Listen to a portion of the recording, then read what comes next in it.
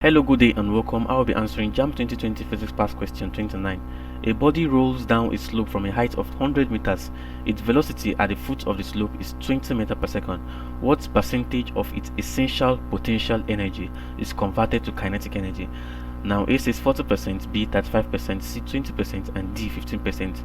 Now remember that before the body rolls down the slope, it possesses a potential energy, and like we say potential energy is the energy possessed by a body by its virtue of position.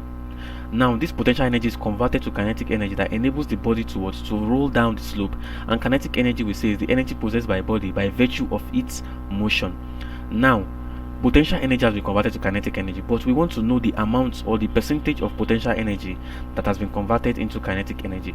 So we can simply equate potential energy PE to the kinetic energy, and potential energy is mgh and Ke is half mv square. So from this, mass can cancel mass since we're dealing with the same body. So we have gh is equals to half v square. Now g is acceleration due to gravity, which is 10, multiplied by the height, which is 100, is equal to half multiplied by v square, and v is 20, so 20 square. So from this we have that 1000 is equals to half multiplied by 400, so 1000 is equals to 200. So it simply means that the potential energy is 1000. Now out of this 1000 joules of potential energy, 200 joules was converted to what? To kinetic energy.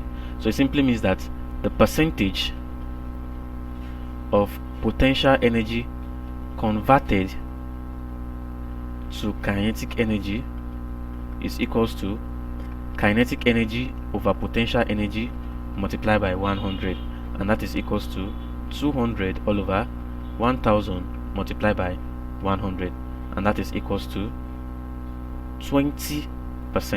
So 20% of potential energy has been converted successfully into kinetic energy that enables the body to roll down the slope. So the answer to the question is option C, 20%. Thank you, and you should subscribe to our channel for more videos and past questions.